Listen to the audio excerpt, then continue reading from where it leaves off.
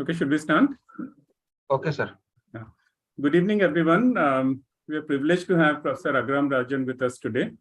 Professor Rajan is the Catherine Dusac Miller Distinguished Service Professor of Finance at the University of Chicago Booth School of Business. His research interests are in banking, corporate finance, and economic development. In addition to being an accomplished academician, he has been highly influential in policy.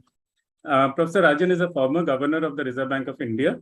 He took over the role in 2013 during a challenging time when India was facing capital outflows and a steep depreciation of the Indian rupee, caused by the possibility that the US Federal Reserve would taper its quantitative easing program. The crisis subsided soon after Professor Rajan joined the RBI. During his tenure as RBI governor, the RBI implemented the flexible inflation targeting monetary policy framework, which has helped to anchor inflation expectations in India. Professor Rajan has been the chief economist of the International Monetary Fund and the chief economic advisor to the Government of India. He is actively involved in policy dialogues on the international financial system, including being a regular contributor to the influential Jackson Hole Economic Symposium and the World Economic Forum's annual summit in Davos. Professor Rajan is one of the most illustrious alumni of IIM Ahmedabad. He is also a member of the advisory board of the Misra Center for Financial Markets and Economy. Today's event is jointly organized by the Misra Center, the PGPX 22-23 batch, and the Students, Alumni and External Relations Committee. Professor Rajan will be having a wide-ranging conversation with my faculty colleague, Professor Abhiman Das, and he will be answering questions from faculty, students, and the participants. With this, let me hand over the floor to Abhiman. Thank you, Sanket. It's a privilege to actually ask questions to Professor Rajan. And for the participants, I would request you to post your questions in the Q&A. And at some point in time, we'll pick them up and then, place before Professor Rajan. I had the privilege of working with Governor Rajan directly at the RBI. I still remember the day, September 4, 2013, when he took over the charge as the governor. Many may not know that Dr. Rajan actually came to RBI about a fortnight before he took over as the governor. And actually, he worked on the plan, what he announced on 4th of September during his early few days at the RBI. And I think Sanket has told many things, but let me add a few things what I have seen him doing while at the RBI.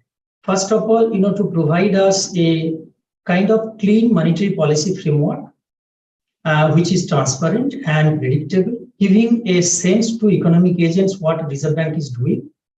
Second, making CPI inflation as the primary anchor, effectively creating a link between the public welfare and public policy making. Setting up the process of cleaning up the banking system, we are seeing that has happened over the last few years, and we see that credit growth is finally picking up. A lot of that started during his tenure, and we are seeing the benefit today. Then, revolutionize the payment system, including the UPI, what we know today, was introduced during his tenure. Then on-tap licensing of the of banks, including the payment banks and small finance banks. And we are talking about internationalization of rupee and also the use of rupee to settle international trade today was actually introduced in his first lecture or first speech at RBI on the very first day he took over, and which we see that effectively is happening today. And then I think one most very important part, what he emphasized and which we are again benefiting today, is creating a strong balance sheet of the country in the form of accumulation of higher forex reserves. On the MSME financing, he was the pioneer to introduce the trade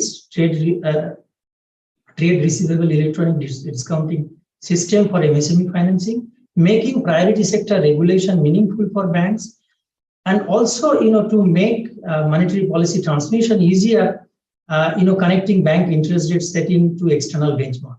These are few things which I thought I'll just emphasize what I have seen from a very close distance working with him, what he did during his tenure at RBI. Sir, would you like to say a few words before we, formally begin question answer? Yes.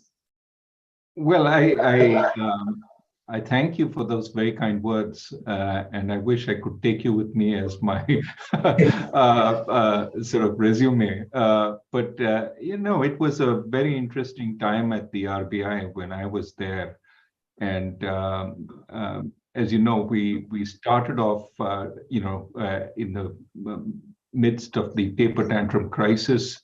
And we ended it 3 years later, where many of the issues had been resolved. It was globally, it was a time of relative calm also, unlike today, where you have so many big issues that are coming up that need dealing with. I think the point you made that to some extent I sort of get credit for these policies, but it takes a whole institution. And what is nice when you head an institution is whatever happens that is positive gets linked to your name. Of course, you also get linked to what is negative, but hopefully there's much less negative than positive.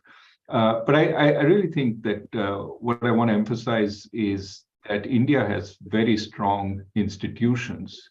The RBI, the Supreme Court, the Election Commission, and countries benefit from strong institutions because they tend to carry the DNA forward. And if they continue to remain strong, they can propel the country to higher and higher planes. And so it's very important for us to nurture our institutions. And one very important institution, our educational institutions. IMA is a prime example of something which has of an institution which has contributed over the last so many decades to India's growth, and I hope it will continue for many years. So that's sort of just thanking you for your kind words, and happy to plunge into the discussion. Thank you, sir. So let me begin. I'll start from your perspective from the global and then take you through to the Indian context. Let me start with, I think, some of your recent work. I think a couple of them I would like to highlight here, which happen to be highly influential at this point in time. One is about, the title is liquidity everywhere, not a drop to use. And the other one is yet another your paper at Jackson Hole Symposium, why shrinking central bank balance sheets might be an uphill task. Okay, so these are the two things I thought I'll start with on the basic agenda of understanding the liquidity issues. Sure. Primarily, yes, sir. Go ahead. Sorry, you will finish. Primarily, my questions would be from the context of QE, quantitative easing, vis-a-vis quantitative tightening. Okay, right. The first point, sir, if you can elaborate, you see that there among participants there are a large number of students. If you can elaborate in simple terms, what happens when a central bank buys a bond from a non-bank entity? How does it change banking system's liquidity? Right. So first, thanks for asking a question which is more relevant to students. We could talk about inflation, we could talk about the Federal Reserve, what it's doing, and so on. But clearly, what is happening across the world is we came into this period of high inflation with very high leverage, whether it's government leverage, whether it's corporate leverage, or even in some countries like Australia, Sweden, it's household leverage because house prices have gone up and they've borrowed a lot. So one issue is leverage, and the shorter the leverage, the shorter the debt that is borrowed, the more quickly it reprices. So when interest rates go up, you have to renew some of this borrowing, and that creates a problem. We haven't seen big effects so far, but the longer interest rates stay high, the more we will see the repricing of interest rates start showing up. For governments, it means more interest outflow. which means that it becomes a larger fiscal deficit. For households, it means that they have to spend more on servicing their mortgages, and that could also create problems if they don't have enough cash flow. And this becomes especially acute if there's higher unemployment, so that the sources of cash flow dry up. Now, one of the things that is least talked about is that even as central banks are raising their interest rates, they're also shrinking their balance sheet. Now, why did they expand their balance sheet, and what does a balance sheet expansion for a central bank take the form of? Typically, if the central bank buys bonds from private hands, whether it's an insurance company or a household, the central bank will increase its assets by the value of that bond, but also it has to increase its liabilities. How does it increase its liabilities? It can create reserves. That's sometimes called money printing, but effectively, it doesn't print any money. It creates a deposit, which is reserves. And essentially, when the bank buys the bond from the household will carry the deposit to a bank, and the bank essentially has on its balance sheet reserves, and it has as a liability the deposit to the household, right? So I hope you get the picture of the transaction. The central bank balance sheet has expanded, the bank balance sheet has expanded, and the household basically transforms a bond that it held for reserves. For a deposit account in the bank, which then becomes ultimately reserves at the central bank. The point of balance sheet expansion is that basically the central bank is replacing a bond which is relatively illiquid, even if it's a government bond, with very liquid reserves. So that sort of liquefies the system. At least that's the theory, that's the idea. The problem is that banks don't see it as greater liquidity, because on the one hand, they have more liquid reserves on the asset side. That's their holding of deposit accounts at the central bank. But they've also issued liabilities, which are very short-term deposit accounts. And that's an offset on liquidity. In fact, they do more. They actually issue lines of credit. They sometimes have implicit commitments to help speculators who need to make margin calls. So there are lots of claims on liquidity that are written by the banks, even as the central bank supplies the system with more reserves. Think about it this way. Basically, the commercial banks have to hold very low yielding assets. That is the reserves, and they need to make money. So they write claims on that liquidity, hoping everybody doesn't come for their money at the same time. This is a traditional banking function. It usually happens with deposits and loans. Here it's happening with reserves and deposits. Now, why is this an issue? Well, when the central bank expands its balance sheet from, maybe putting about, 1 trillion of reserves in the hands of the banks to putting 4 trillion of reserves in the hands of the banks also expand the claims on liquidity tremendously.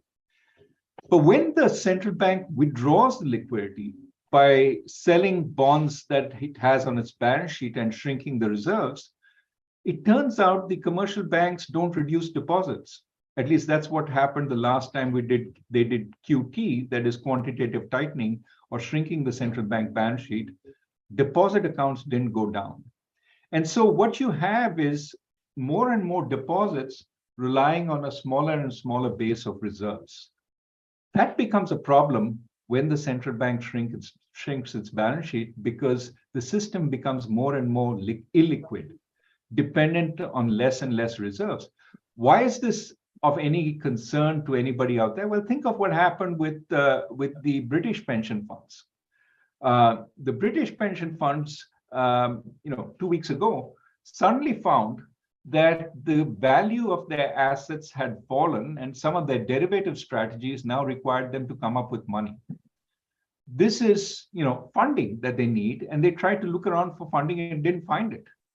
So what they did was started selling bonds into the market, and there was a deep plunge in the value of UK government bonds or gilts, interest rates shot up by almost 100 basis points, which is unheard of in a very liquid gilt market of a G7 country.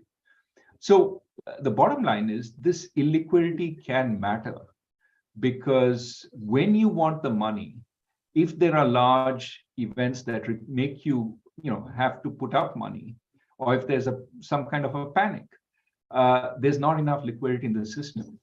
That's when you have fire sales, you have large asset price volatility, and that can lead to insolvency of some institutions even.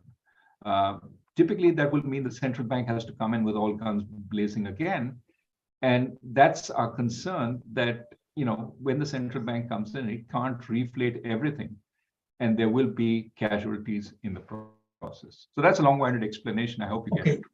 Thank you, sir. What I could get from your answer is effectively, the quantitative injection and withdrawal are not necessarily mirror images. They work quite differently. And in that sense, I think withdrawal of liquidity and expansion of liquidity are kind of asymmetric to the nature, the way it works. With this, can I ask you one question, and then I'll move to the other topic? Is it that we need to fix the fixes of Ben Bernanke today? So I think Ben and I have been on opposite sides of the debate. I'm not sure that there's a vocal debate, but certainly we've been on opposite sides of the debate. In his view, at least as I can make it, the central bank is not responsible for any of the financial sector problems. It may be the supervisory authorities are responsible for some of that, but the central banks are not. In my view, the central banks are fundamentally involved in creating the conditions for financial sector problems. And they often say, well, it's up to the supervisory part of the central bank and new tools like prudential supervision, macroprudential supervision, to take care of the problems.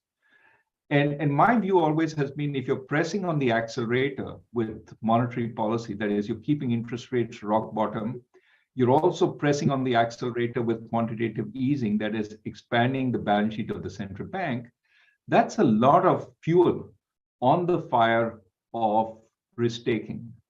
And then when you reverse, you say, well, this wasn't my problem, it was the supervisor's problem. Well, the supervisor have very, very feeble tools to prevent all this, because as Jeremy Stein, a former Fed governor, once said, the problem with monetary policy is it gets into all the cracks. So you don't know which crack it is enhancing, and the supervisors have only limited capability. So, we've seen in this period of speculative excess, cryptos going through the roof. Was that because of fundamentals? No, because it was very easy money. So you had cryptos, you had meme stocks. That is a sense of a very frothy financial sector. And of course, it's come back down to earth in many places, but there's huge losses on the balance sheets of households, and central banks are accepting no responsibility for it. I do think they need to introspect and say, well, maybe we're responsible for some of this, both on the way up and on the way down. Okay, thank you, sir. I'll just, I'll keep a couple of questions now. One question which I feel I think your comments would be important on the issue of unemployment in India. I'm just moving little. I'll come back to inflation issue. Yeah. I'll give you some statistics. In terms of the size of the problem what we have today. We have 10 to 14 years, 126 million in India. 15 to 19, another 126 million, and 20 to 24 who are looking for job is effectively 122 million. So these are actually staggering numbers. Just by the dimension, we can see what is the problem of unemployment a country like India could face or effectively facing today. Along this line, we have the issues of low female labor force participation, which creates I think the one of the worst form of non-inclusion in the development process is they are not being part of the female labor force participation. And you have been talking about, pursuing a strategy of service-led growth for some time, particularly, on health and education. But I want to make one distinction here, that the distinction is important for me for many reasons. We simply cannot aspire to create a country of only Uber drivers.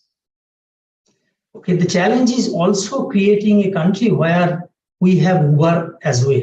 So not just Uber, not just Uber driver, we need to have the technology which creates it. And in many ways, we are effectively moving towards creating Uber drivers, not the Ubers. So I would like to, take your views, or a way, if you can suggest a blueprint of tackling this huge major macro problem. Yeah. So first, thanks for the question. I think it's perhaps one of the most important, or the most important question facing India today.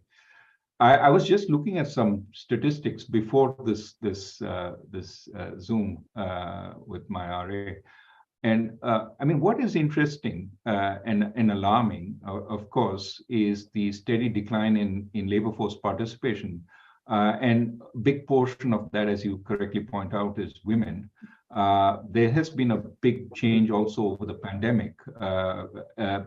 What is also alarming is the increase in primary sector jobs, agriculture related and so on. People are going back to agriculture, which is sort of unprecedented in the growth of a modern economy. People leave agriculture for services and manufacturing.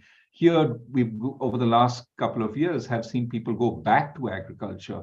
And so the unemployment numbers are, in a sense, misleading, because they don't account for this, effective underemployment of people who've gone back into agriculture.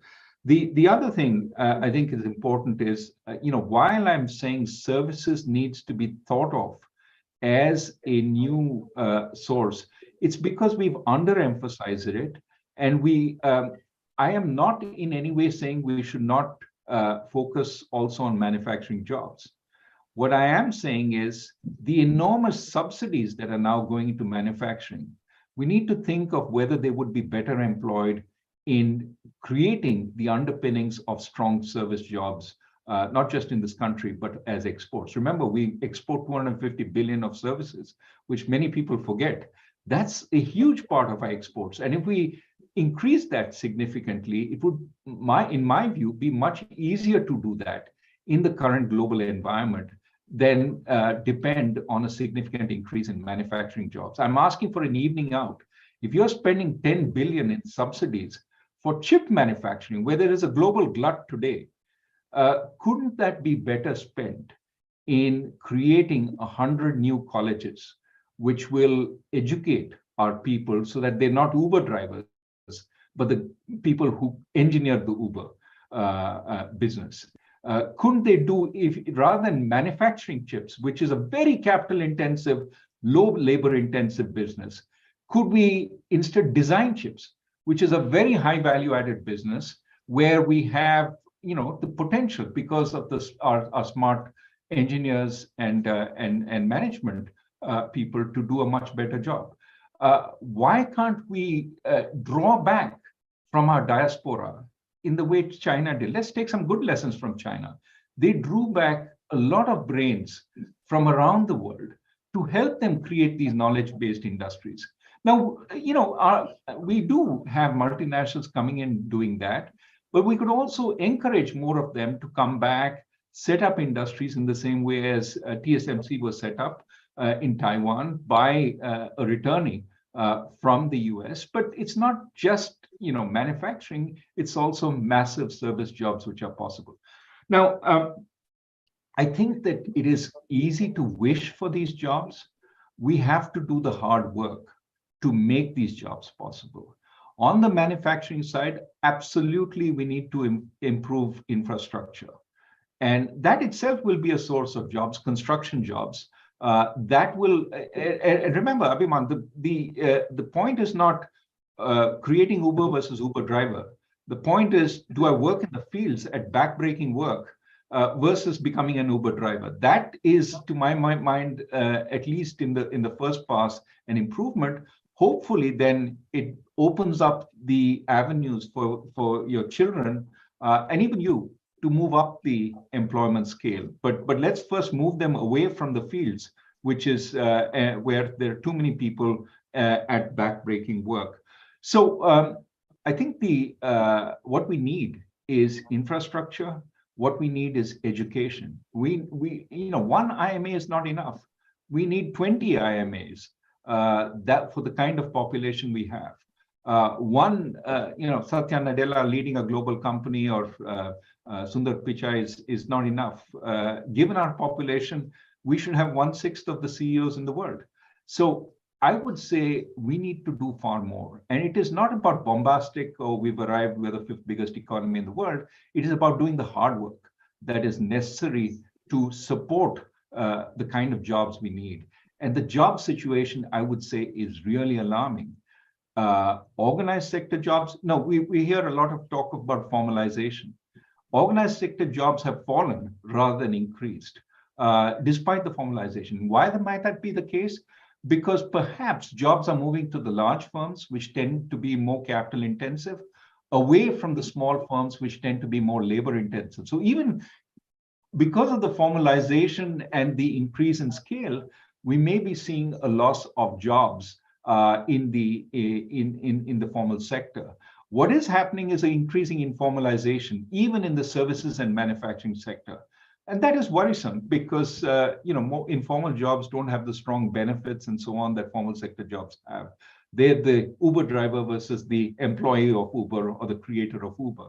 So I think Abhiman asked exactly the right question. But what we need to do is the hard work, the education systems, right from primary. And this is why another theme that I've been emphasizing is we need to repair the damage done by the pandemic.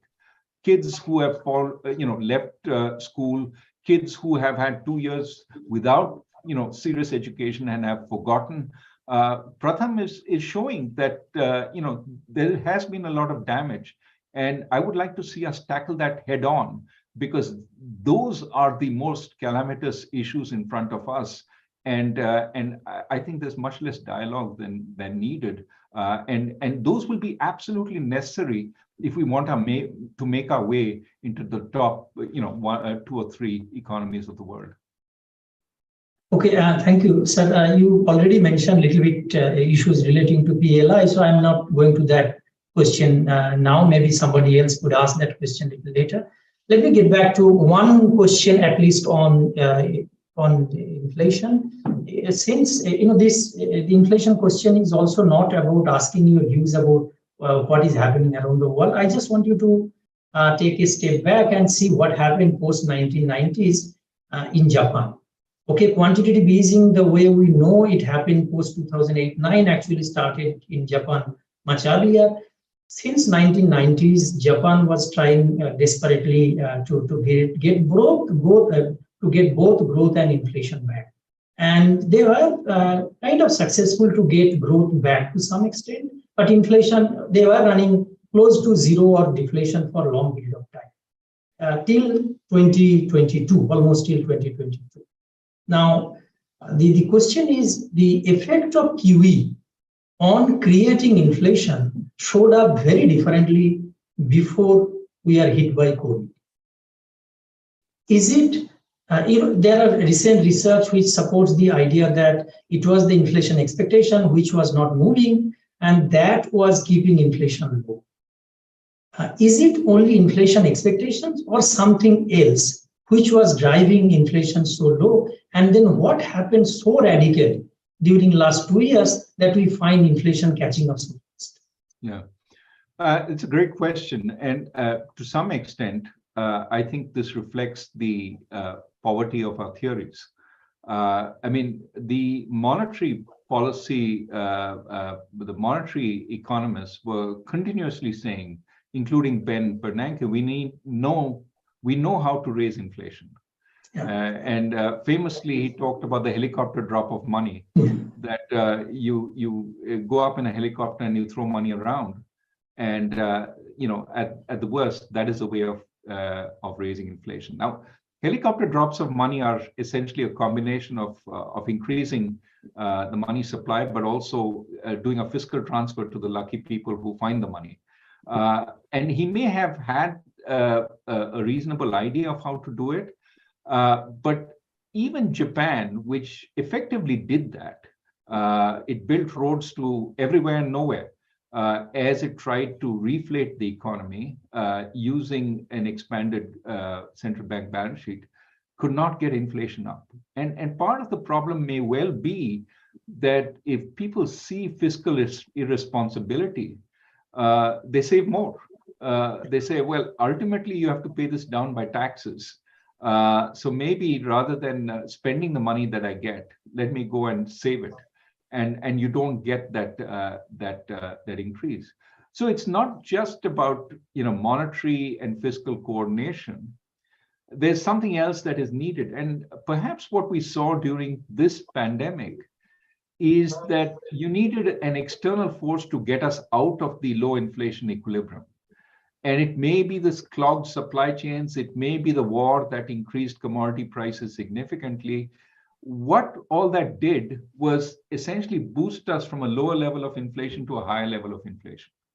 Once you get to that higher level of inflation, then all these other factors, such as do you have high demand? In the US, you have, because many households got a lot of fiscal transfers during the pandemic and have the ability to withstand higher prices by spending still more and decreasing their savings. So it's sort of as if these shocks, the pandemic shock, which increased the demand for goods initially and reduced that for services and caused the snagged supply chains and higher prices for goods. That was one part. The war was the second part. Both these dislodged the equilibrium to a higher inflation equilibrium. And in these high inflation equilibriums, as the BIS recently pointed out in its annual report, it may be people pay much more attention to inflation. If I see, for example, energy prices go up, I say maybe food prices also should go up. Everything starts moving together. So you're either in a low inflation equilibrium, nothing moves inflation, even energy prices going up doesn't matter, or you move to a high inflation equilibrium where everything moves. And what central banks have done essentially is tolerated the move to the higher inflation equilibrium. And now they have the very serious task of moving us back to the low inflation equilibrium. The expectations still haven't got dislodged completely, so they have a strong chance. But this may be what's going on. Okay, before I hand it over to Piyush, the students group, to take over, I just have one maybe a question a little bit different than what usually you talk about. This question is relating to saving and the fintech. Most of the fintech products, what you find today around the world, are primarily designed for access to credit. It's a great way of innovation for financial inclusion. Why there has been very less innovation to design effective savings product? It's a great point, and I think that while I have been trying to argue that leading with credit is probably the wrong way to get financial inclusion. That's partly why we try to focus on payments. That is one leeway for more financial inclusion. But you put your finger on the issue. Maybe savings is the best way, because that builds cushions and allows people to be more comfortable knowing that there is a supply of savings to back them in case they have difficulties and so on. Starting with credit, when you don't really know how to manage your finances, to my mind, seems the wrong way to start financial inclusion. But it's what people want the most, right? They want credit to, in many cases to consume, which is not a bad thing. But it does imply that they may be getting into financial difficulties without really having a good sense of how to manage finances. And the best indicator that you can manage your finances is to build up savings. So yes, this is an issue. It is an issue, especially in India, where inflation-protected products or inflation-neutral products are few and far between, and most of them carry significant risk. Investing in the stock market, for example. Even if you wanted people to invest in the stock market, some sort of low-fee mutual fund account, some sort of low-fee account which had a blend of bonds and stocks so that it wasn't overly risky, and could be sold more widely so that you could have fractional ownership. These are things we need much more of. And for a farmer to start investing in mutual funds is going to be, difficult off the bat unless there's something available at the post office or at the bank, which is easily accessible and is sold rather than, the CDs and the savings products, which barely keep up with the inflation. Thank you. Now I hand it over to Piyush and the students group. I think you start your questions, or whoever would like to talk, or if you want to talk, all of you would like to hear from you. Yes. Hello, sir. Thank you for the session. Sir, how was your IMA experience back then when you were at college? Like, we have seen you talk about your term one, but do you also want to share any special memories that you have from IMA? And so one thing that as a student we tried to search was, where was your summers internship? My summer internship was at Citibank And well, let me tell you about an experience in term two, in year two, because the year one people were coming in, and we wanted to play a joke on them. So one of us dressed up. It was a gentleman by the name of Nagnath.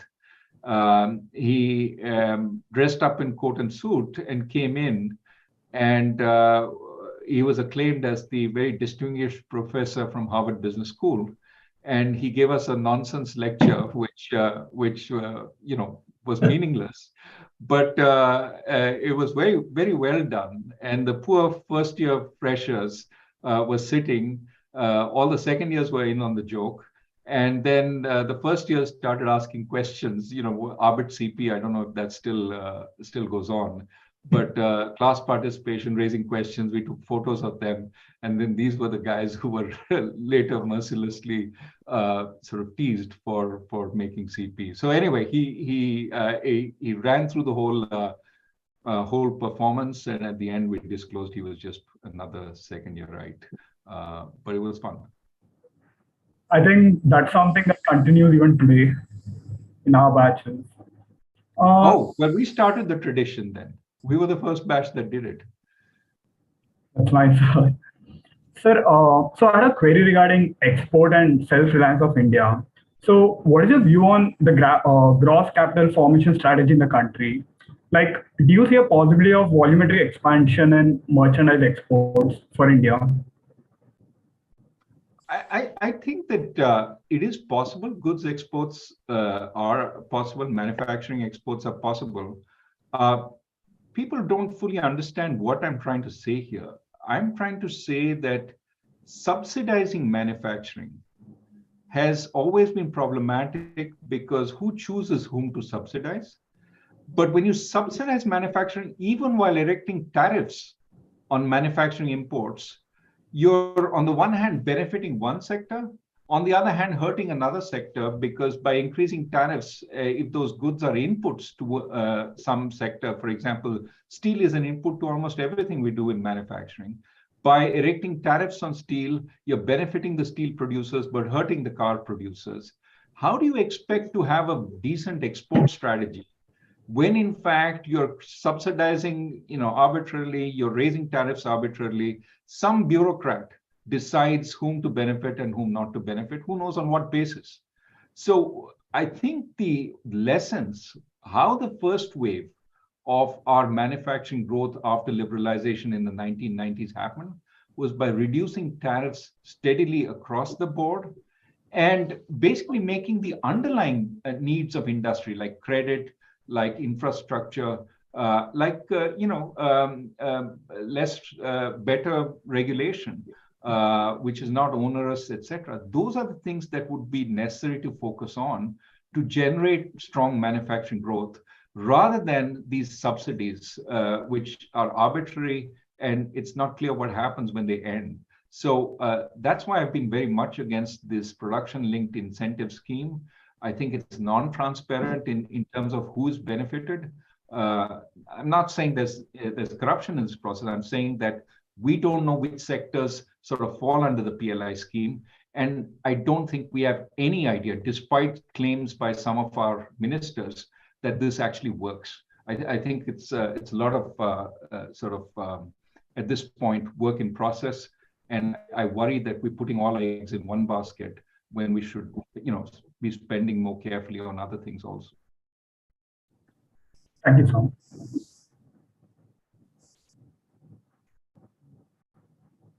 So, hi, sir. I had a query. Countries like India generally face a lot of pressure on currency and due to high imports. So, with central bank currently using a buy and sell swap strategy to ensure liquidity and ease pressure on the currency, it also has a high chance of increasing imports as the carrying cost of dollar is reduced. So, what other alternatives do you think central banks should play in such a scenario? Well, I think we have to be very careful, and I don't want to talk about the RBI. Let me talk about emerging market central banks more generally. On the one hand, the good news is many of them have built up reserves over this period of easy money, which is important because that's your buffer. On the other hand, the temptation is to use those reserves to support the currency. And we have to be very careful about doing that because currency depreciation, especially against the dollar, which has moved up against many currencies, you don't want to keep pace with the dollar because that's becoming really, really strong, and that would make you uncompetitive vis-a-vis, areas like the euro or Japan. So I think the central bank has to be very careful in how it uses its currency reserves. Most importantly, this turmoil is not going to be a short period of higher interest rates. We're going to see a year or two of a strong fight against inflation by the Federal Reserve. And we, every emerging market needs a fortress balance sheet to deal with some of the turmoil that may come. And I don't think we've seen the end of the turmoil at this point. So that's why I would say, in large agreement with you, that it's not necessary to hold up the currency. It's not necessary to depreciate it either. But let us, follow the practice of reducing volatility while not keeping it from reaching a level which is appropriate, given our current account deficit, which is large and getting larger, and given the state of the world economy, which is troubling, to say the least. So conserve reserves wherever possible while doing what is necessary to reduce volatility. Hello, sir. So my question goes back to your college days again. While at IIM Ahmedabad, you must have had a plethora of opportunities in front of you. So what was your thought process while embracing academics over others? Well, I don't know if I embraced solely academics. I met my wife in Ahmedabad, which was a very positive development. And I also participated in sports, the Inter-IIM. I used to be a regular on the cricket team, and it was fun because the grounds are relatively small, so you can hit a lot of sixes. I certainly wasn't the champion in six hitting. I think in our batch there was a gentleman called Eli who used to hit massive sixes. But it was do you call them hostels, inter-hostel games, and so on, the Inter-IIMs, debate, lots of, and just hanging out with people. So I think you want to make the most of your time at IMA. You can do a lot and just try different things. Thank you, sir. Hello, sir. I just want to ask about a follow-up question about your comment on how India should focus more on the service sector along with other than just relying on the manufacturing sector alone. But my question was, want to take more time to build competencies over time to sort of create a impact on a larger scale. So moreover, with these kind of changes, we also have issues like brain drain and lower rates of innovations from Indian companies' side. So how do you envision the trajectory of how we tackle these sort of specific challenges? So I think what people have in mind when they talk of manufacturing is large-scale, unskilled manufacturing, right? Assembly line work, et cetera, et cetera. Now, first for that, we're competing with many other countries which are able to do that. Vietnam, Bangladesh, and now increasingly Africa, which is fine. We can do some. I'm not saying we can't. But that's not the kind of job that Professor Das was talking about. That's not the high value-added job, right? There are more value-added jobs. For example, many service, the service outsourcing. But I think there's a possibility of that going up in value. So, for example, bank tellers. Supposing we start creating the possibility for somebody to advise a middle-class household in the US on their finances, not robo-advising, but somebody sitting in India who understands, who has looked at their finances and can give them advice based on their understanding of what the possibilities in the US are. This is possible today with Zoom or variants of that. You can have a real-life conversation with a real-life person. It's very costly in the US today. It's feasible with somebody who's well-trained in the, similarly legal. If I want to prepare a will in the US, my main sort of source, if I'm a middle-class household, is to use some software. But that software may not be appropriate for some of the special situations. Hiring a lawyer in the US is very expensive. Can I get a legal firm which has trained lawyers in India who understand the US legal code, but can have a conversation with somebody in the US? These are value-added jobs. What they require is better training, better skilling in India. And we can access the world with these kinds of service jobs. So I'm not just talking about consultants to McKinsey, which many of you will become, but I'm talking about much more mid-level jobs, which we keep thinking of manufacturing as that's where the mid-level jobs are. No, that's where, if you want to be competitive, it's becoming increasingly capital intensive. If you want car manufacturing, much of it is capital. Take chip manufacturing, which we are going gaga about. Chip manufacturing is the most capital intensive sort of entity in the world if we are going to go anywhere near the frontiers. If you really want human capital intensive, services is much more appropriate. And there, what we need to graduate somebody from the current situation to a level where they can take those jobs is one, organizations which make it possible. So as you become entrepreneurs from IMA, you create those organizations, create a front office in the US which can sell services, create a front office in Europe. Second, what you absolutely need is people who have got a decent education. That's why I'm saying spend that 10 billion you're going to spend on chips on creating 100 IMAs. And it's that conversion is possible, and it will create much more employment than what you're contemplating. Thank you, sir. Hello. Hi. So the question I had in mind was that you've played the roles of both an academician and a professional. So in what ways has one influenced the other? And more specifically, if I may ask, how do you think academia can better inform how one works, say, in the industry or the professional world itself? Okay, I just want to, not to put you on the spot, but I think academia is also professional. But I think what you meant was policy making. But I take your point that working in industry or policy making versus working in academia. And I think, I mean, I don't know more generally. I can say that what I learned in academia and what I brought to the table, you know, at the RBI was I understood at least the theory behind stuff. And so it was very hard for people on the other side to pull wool over my head, sort of waving hands and claiming that there was some deep underlying structure. If I didn't understand it, I would ask them to explain, okay, tell me how this works.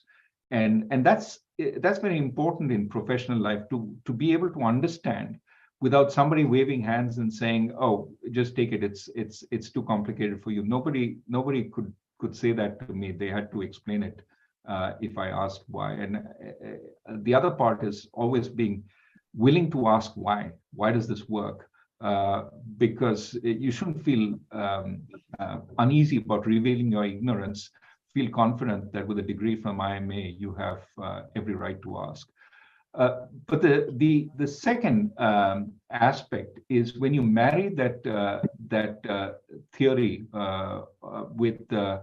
with the practicalities of the situation, you can get better answers, both you know, from one that was only practical based versus one that is only theory based. So what was important for me was to spend time with my officers and allow them to express their opinions on why they thought what I was saying was wrong.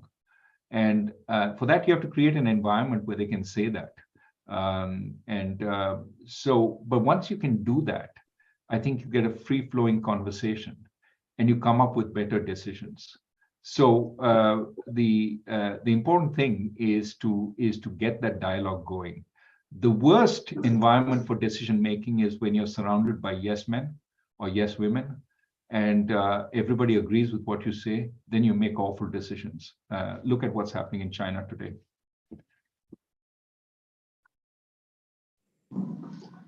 Good evening, sir. My question is, sir, you spoke about the global financial crisis even before the world saw it.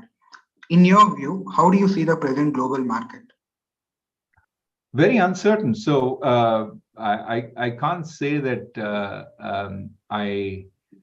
I'm not a Nouriel Rubini saying it's going to all crash next year for the last so many years. He certainly has been correct before, but what I will say is that the period of easy money, the period of higher leverage, the period of easy liquidity, all these set up the system for difficulty when it withdraws. And unlike the global financial crisis, all of this, the system is getting tighter at a time when you have geopolitical uncertainty, deglobalization, rising interest rates, and the concerns about supply chains, etc., in the midst of very high leverage. What was common before the global financial crisis was high leverage and high asset prices, but you didn't have high interest rates, and you didn't have the deglobalization, the war, the conflict, etc. In fact, you had a lot of global cooperation in the G20 meeting in London in 2008, when Gordon Brown presided. So we're in more difficult circumstances. The good news is the banking system has been protected over this time with higher capital, etc.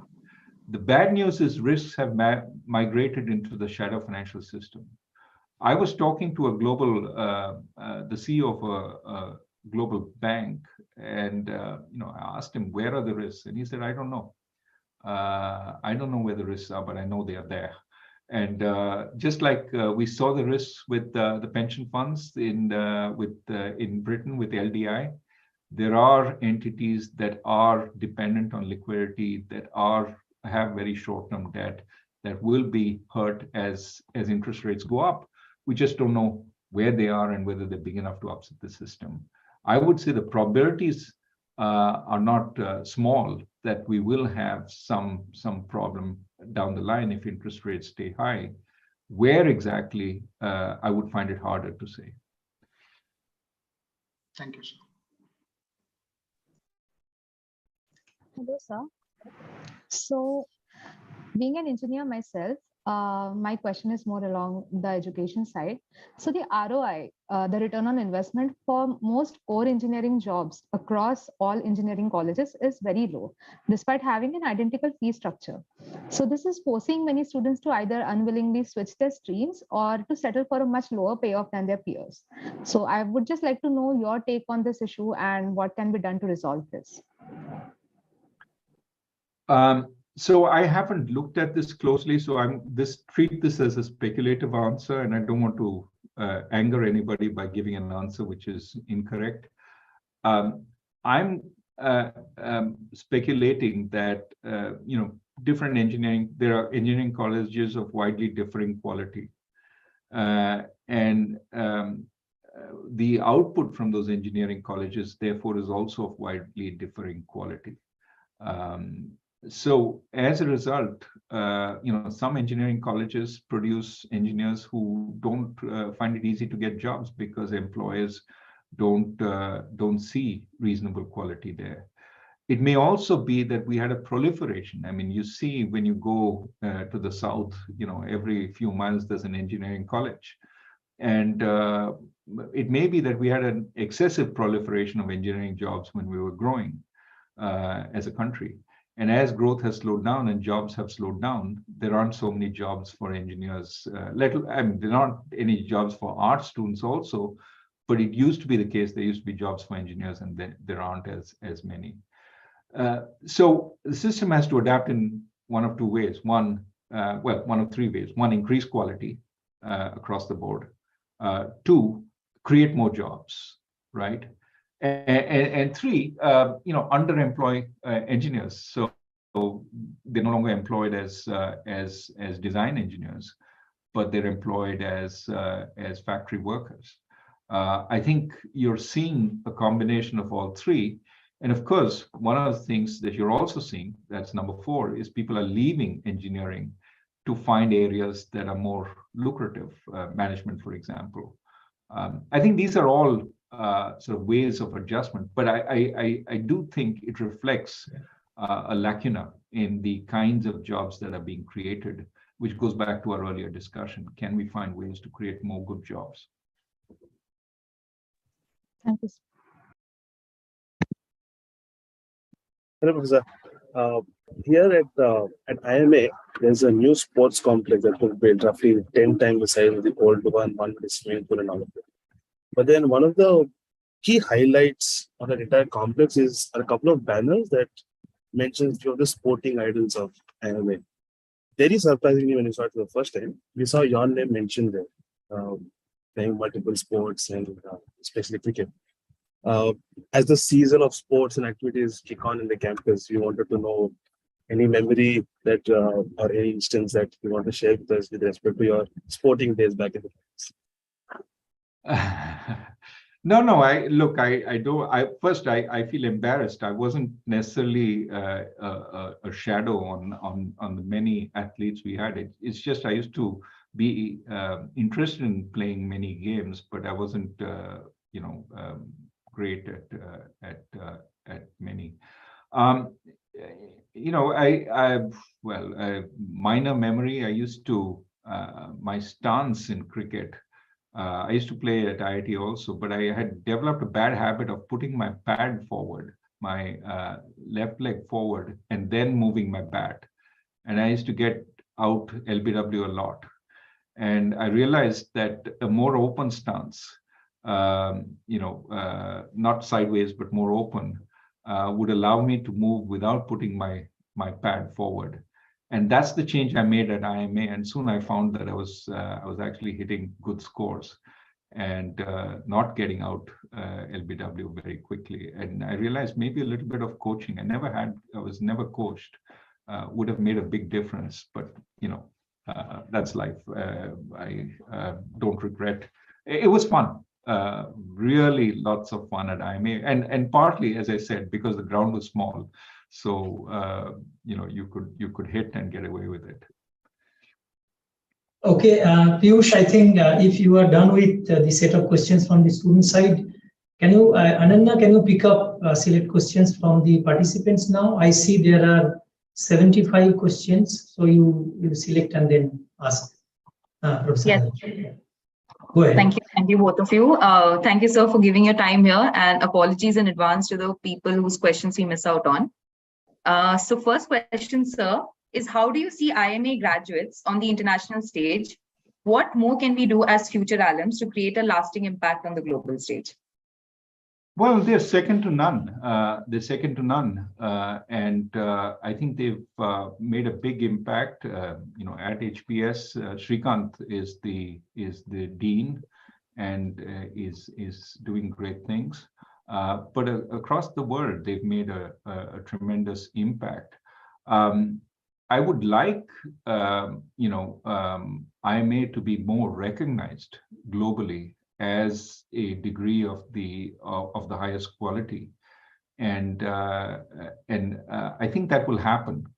But it's something that is work in process. No student from India should feel the need to do another MBA once they have an IMA degree, and should be able to talk with the best in the world. Right now, that finishing touch is being provided by organizations like McKinsey and Goldman Sachs and so on. They take students, and then once you have the chapa of the international organization, you become sort of a global commodity. But I think it's important that happen automatically without necessarily the intervention of a Goldman Sachs or a McKinsey. And I think that is happening. I think it's just a matter of time. In the same way as some Chinese universities have now hit the top few. And I think just do what you're doing. Do what IMA grads do, reach for the moon, reach for the sky, and your achievements will bring a lot of glory to the institution and to future graduates.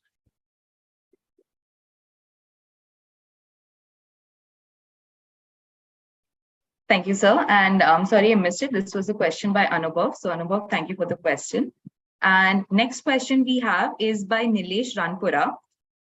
What are the highlights and lowlights of China's economy pre-COVID and post-COVID? So what is your opinion? Well, I would say pre-Xi and post-Xi, or not post-Xi, but pre-Xi and after Xi has taken power. That's actually perhaps too dramatic a shift. I think earlier there was a more consensual decision-making process in China. On the one hand, it permitted a fair amount of corruption, which was a problem. On the other hand, it also allowed for what they called crossing the river by feeling the stones, experimentation with policy, and then ramping up that policy. And for many years, they did the right thing in terms of growth by trying it out a little bit and then working very hard to make sure it worked. And part of the growth process was, it turns out, a little bit of corruption, in the sense that many of the local governments helped local champions by waiving rules and requirements for them. Otherwise, China is as regulated or over-regulated a place as India, but they waived rules and requirements and helped them grow in the local provinces. And that was a big part of Chinese growth. I think when Xi came in, there became an increasing centralization of policy. What was popular was the anti-corruption drive, though some of it was selective against the opponents. But some of it was merited, people who had become overly corrupt in the army, etc. But that also, to some extent, slowed some of the processes of Chinese growth. The local government now was a little more wary about bending the rules for its local champions, because that could, if you were not careful, attract the ire of the central authorities. And I think coupled with the fact that their old engine of growth, which was construction, has slowed considerably because of overbuilding. and the fact that this is the new centralization. She is more of a socialist and keeps talking about common prosperity, but has acted very strongly against the private sector in ways that are hard to fathom. For example, who's going to be the next target? And that creates a lot of uncertainty in growth and investment. There was a time last year when a number of Western investors said China is uninvestable. And as you know, with the packing of the Politburo over the last weekend, Hong Kong shares just collapsed. So all this suggests there's a lot of anxiety about what China is doing. And I think the lesson we should absorb is overly centralized policy can lead to big mistakes.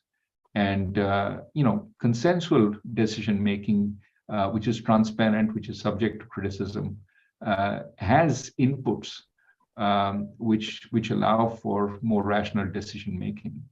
I've heard that sometimes even the inputs to the senior leadership in China is filtered. There are a bunch of people who ask, what are you going to tell him? And then decide whether you get an audience. That to me is very dangerous, because then you hear what you want to hear. And just applause is the wrong thing for any leader to hear. Thank you, sir, for that. I think we have time for one last question. So this is by Ashish Jha. Is discriminatory practices by renowned companies like Google raises corporate governance challenges in India? How could academia play a more meaningful role in resolving it?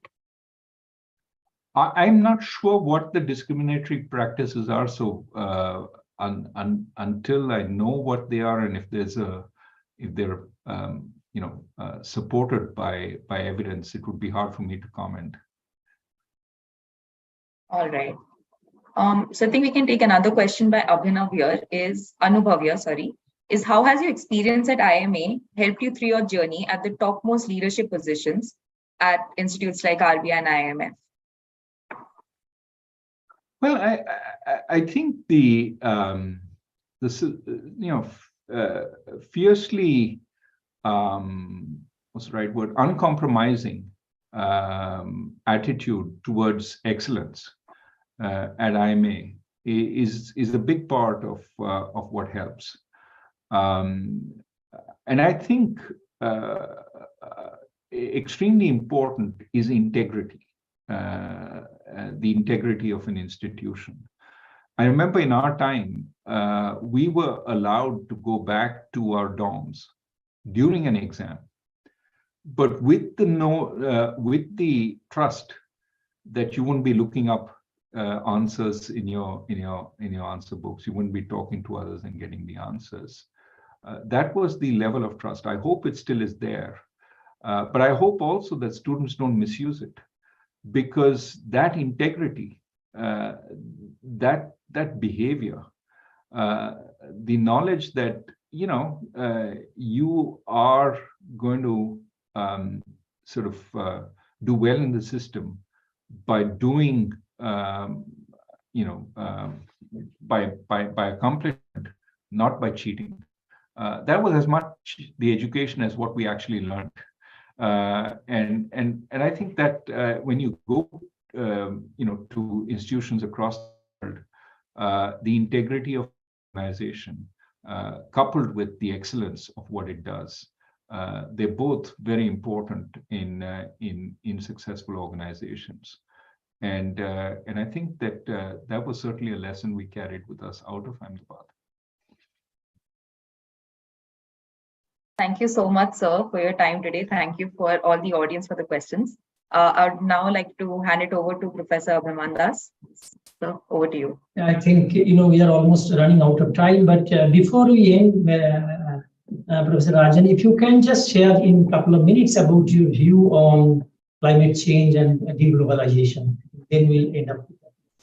Yeah, I just gave a talk at the IMF on this. There's the Per Jacobson lecture, which I think the last person to give it was Christine Lagarde. So it's something that you have to say something new if you're an academic. If you're a policymaker, you can merely talk about policy, and that creates news itself.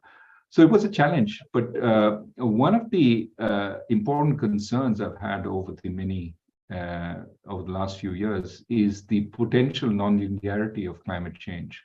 And the fact that as the glaciers melt, as the peat bogs start liberating carbon, it's very hard to reverse the process.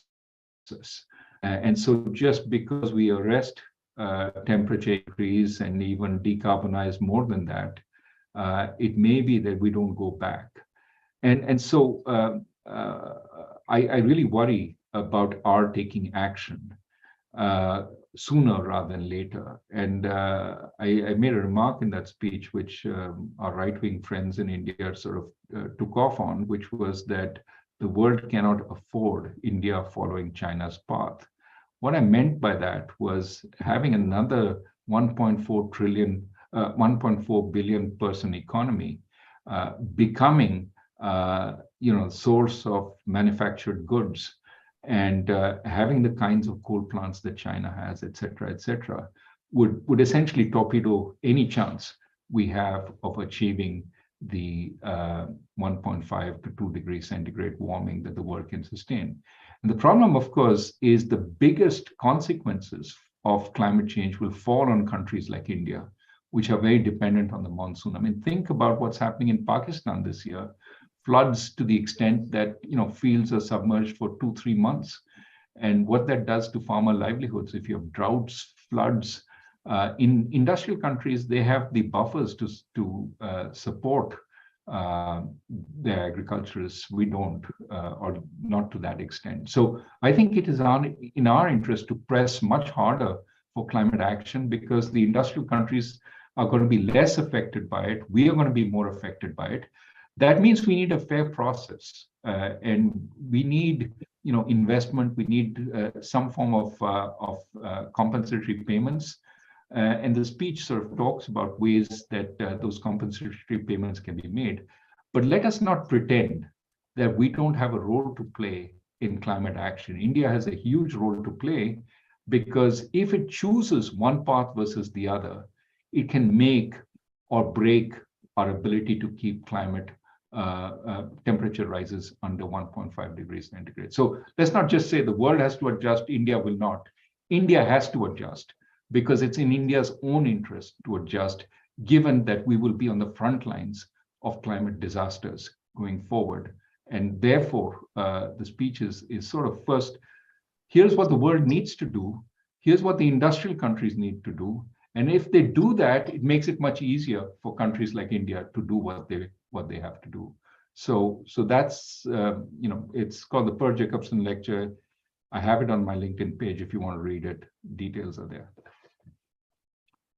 So thank you very much for spending so much time with us. And then the next question or the request from all of us, when you could make a in-person visit here in the campus, we'll all look forward to it.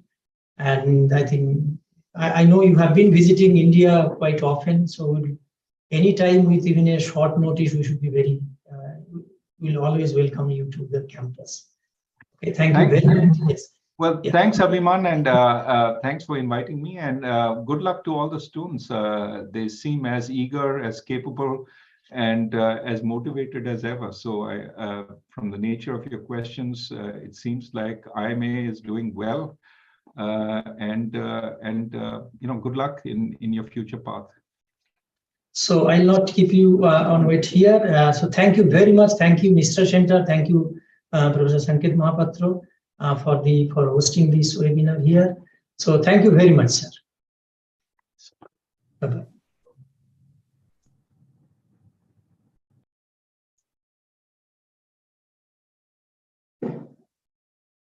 Sanket, are you there? I think Sanket has left. Okay. So thank you very much, all of you. Because of you, we could do it quite successfully. It was difficult to pick questions from 94 questions. So I think, Ananda, you have done a good job not picking up most of the questions, because some of the questions I see are being answered directly or indirectly. So it's okay. So, and I know there are some participants who are asking if they want to ask directly to Rajan, which we could not allow. But I think all in all, it went well. Thank you very much. Okay, I kept you for your dinner, so you can now go and have your dinner. Thank you. Thank you, Professor. Thank you.